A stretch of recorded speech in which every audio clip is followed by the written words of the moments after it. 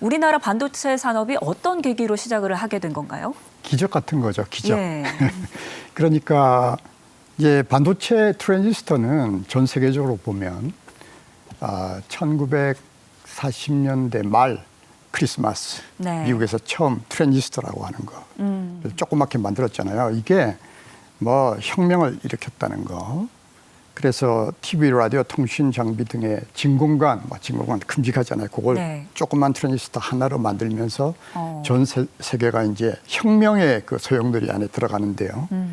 1970년대까지 전 세계는 IC, 그러니까 반도체 칩에 트랜지스터를 뭐 1000개, 10,000개 이렇게 넣는 IC가 시작했고요. 예. 한국은 드디어 1970년 정도부터 이게 중요하구나. 그렇지만 이제 뭐 인력도 없고 뭐 그거 하려면 돈도 많이 들고 하니까 전체적으로는 전혀 되지 않았어요. 네. 그때 이제 두 가지인데요. 하나는 75년도에 그 삼성전자의 뭐 전신이라고 할 수도 있죠. 반도체 사업에 예. 시계 들어가는 칩을 IC로 하고자 했던 공장이 조그맣게 미국의 한 공학자에서 세워졌고요. 나중에 실패로 끝났지만 사업적으로. 그다음에 금성사 TV 등에서 이제 칼러 등 이제 구현하기 위해서 반도체 칩을 조립하거나 그러한 수준에 머물러 있었습니다. 네. 1970년도까지. 네. 정말 당시 불모지나 다름없던 한국 반도체 산업에 한 줄기 빛을 던진 역사적인 사건이 있었습니다. 한국 반도체 신화의 서막을 연 그날을 영상으로 보시겠습니다. 초대규모 집적회로 반도체가 국내에서 처음으로 개발돼 반도체 산업이 새로운 도약의 계기를 맞게 되었습니다. 삼성 반도체 통신은 미국, 일본에 이어 세계에서 세 번째로 세계 반도체 시장에서 가장 광범위하게 활용되고 있는 첨단 기술 제품인 64K D램의 자체 개발에 성공, 양산 체제를 갖추고 본격적인 생산에 들어갔습니다. 이 제품의 개발로 선진국과의 기술 격차를 10년에서 2 내지 3년으로 단축하는 궤가를 올리게 된 것입니다. 64K D램은 올해 시장 규모가 3억 개, 84년에는 6억 개로 예상되는데 컴퓨터, 미사일, 통신기기, 레이더, 항공기의 계측기와 첨단 전자제품의 핵심 부품으로 광범하게 활용돼 국내 모든 산업에 급속한 기술 혁신을 가져올 것으로 기대됩니다. 네, 그야말로 혁신이었습니다. 이 IC 칩에서 이제는 삼성전자가 국내 최초로 64K D램을 D램이죠. 국산화하는 데 성공을 한 거죠. 네. 기억해 주셔서 고마워요. 1980년도까지 한국이 뭐 잘 아시듯이 지리한 성장을 했는데요. 네. 중화학 중심 뭐 등에서 이제 당시에는 더 이상 한국이 성장할 수 없다 이런 절박감이 있었어요.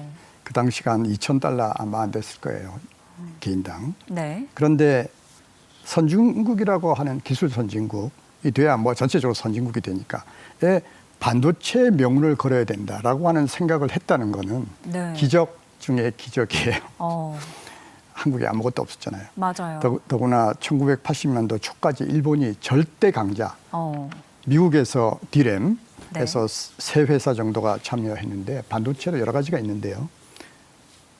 메모리, IC라고 하는 건 오늘 기적이란 말이 많이 나오지만 기적 중에 기적이에요. 많은 트랜지스터를 요 조그만 칩 안에 집어넣는 데 있어서는 가장 그 어려운 기술인데요. 미국 회사도 철수했어요. 1980년대에. 네. 일본이 절대 강자였는데요.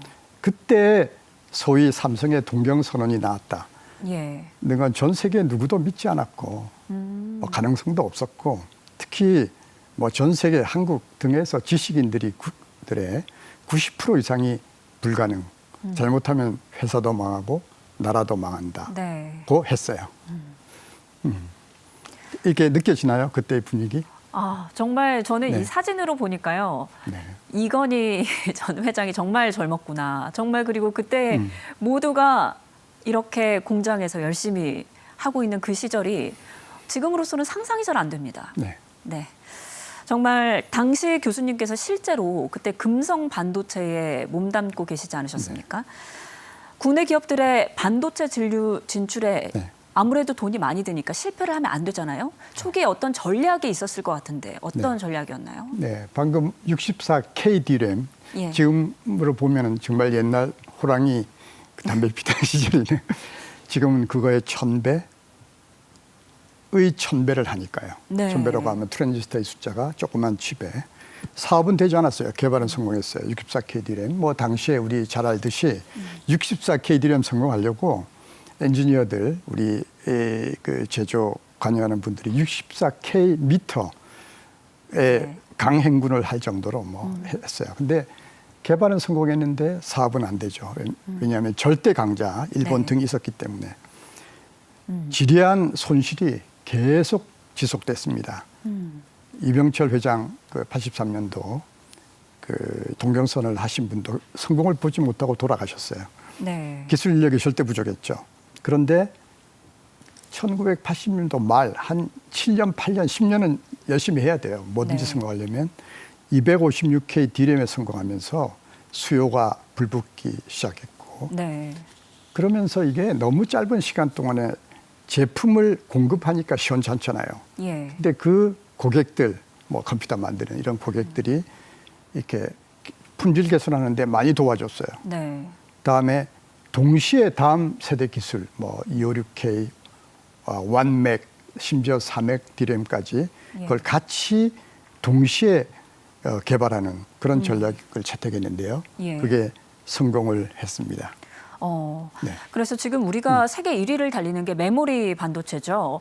네. 네. 네. 그러면은 이제 1990년대에 들어서 이제 세계 최대 메모리 수요처 미국에 진출을 하게 되면서 폭발적으로 신장세를 기록을 했는데 이렇게 한국 반도체가 세계 시장에서 두각을 나타내게 된 뭔가 계기가 있었을까요?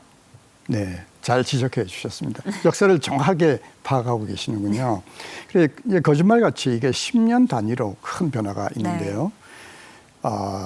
1990년도 들면서 우리나라에서 또 전 세계적으로 4메가 D램, 메가가 100만이잖아요. 100만 개 트랜지스터를 칩 안에 넣을 수 있나? 이게 전 세계 숙제였어요. 네. 아무도 해보지 못했으니까. 저는 그 당시에 미국 IBM에 근무했는데 거기서도 4맥 D램을 개발했어요. 화두가 뭐냐면 과연 인류가 4맥 D램을 할 수 있을까? 1 마이크론 선폭을 이야기하잖아요. 트랜지스터 만들기 위해서. 1 마이크론 이하로 작아져야 되고 해결해야 되는 기술이 너무 많았어요. 예. 근데 그중에 가장 중요한 게 1메가 전까지는 구조가 비슷비슷했어. D램을 만들기 위한. 4맥부터 여러 가지 구조를 선택해야 되는 그런 기로에 서 있었어요. 예. 앞에 사람이 잘하면 따라가는 건 쉽잖아요.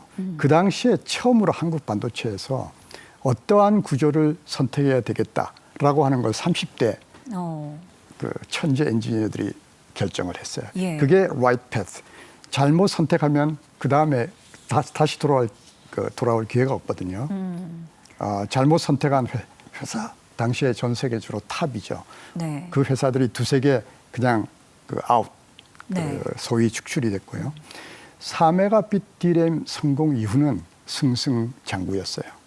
그게 1990년도 10년간이었습니다. 네. 네, 4메가 D램을 인류가 과연 만들어낼 수 있을까라는 걱정이 무색하게도 삼성전자가 세계 최초로 256메가 D램 개발에 성공했을 당시, 그때 당시 영상을 한번 보고 오겠습니다. 삼성전자는 세계 최초로 메모리 반도체인 256메가 D램을 개발했습니다. 순수한 국내 기술만으로 이를 개발하는 데 성공함으로써 우리 기술의 우수성을 전 세계에 입증했으며 우리도 할 수 있다는 가능성과 자신감을 갖게 해주었습니다. 부가가치 면에서 256메가 D램의 킬로그램당 가격을 약 20만 달러로 환산할 경우 킬로그램당 13,000달러인 금보다는 약 15배, 슈퍼컴퓨터보다는 60배, 전보제트기보다 300배, 칼라 텔레비전보다는 6,000배 이상의 높은 가치로 평가됩니다. 1990년 일본과 거의 동시에 16메가 D램 개발에 성공한 우리나라는 92년 8월 일본보다 먼저 64메가 D램을 개발한 데 이어서 이번에 256메가 D램까지 세계 최초로 개발함으로써 이 분야 세계 선두 자리를 확실하게 유지할 수 있게 됐습니다. 네, 256메가 디램을 개발을 하면서 세계 1위로 우뚝 섰습니다. 근데 이 흐름을 계속해서 이어갈 수 있었으면 좋았을 텐데 IMF가 터졌어요. 그때 당시 상황 좀 말해주세요.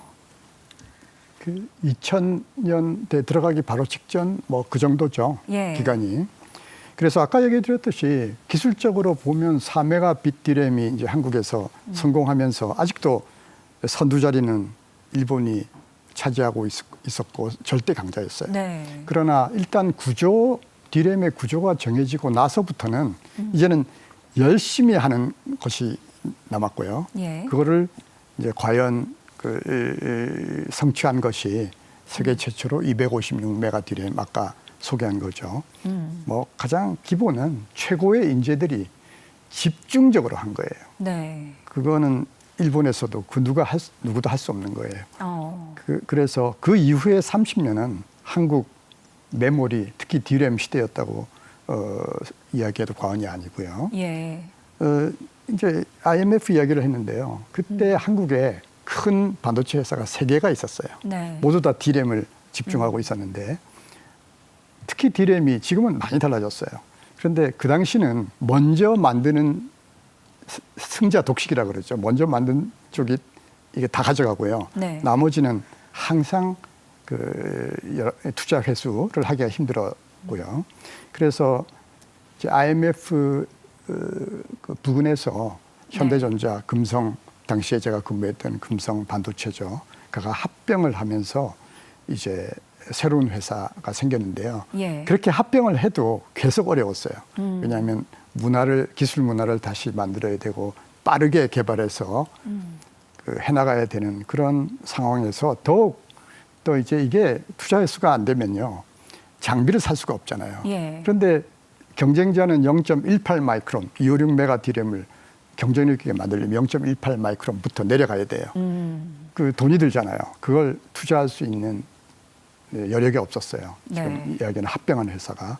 근데 당시에 이거는 전 세계적으로 어떻게 보면 반도체의 큰 사건인데요. 블루칩 프로젝트라고 해서 네.